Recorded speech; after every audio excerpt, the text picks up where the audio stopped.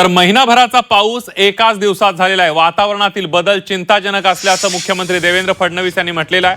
अचानक झालेल्या पावसामुळे अनेक समस्या निर्माण झाल्यात। यापुढे सरकार काळजी घेईल असं आश्वासनही मुख्यमंत्र्यांनी दिलेलं आहे।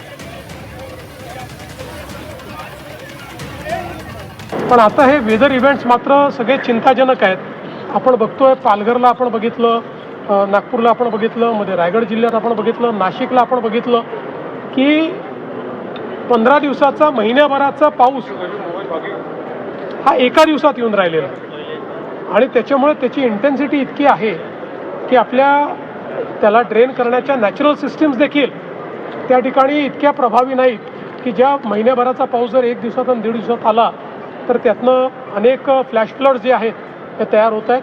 त्यामुळे याचाही थोडा विचार हा भविष्याच्या दृष्टीने करावा लागेल।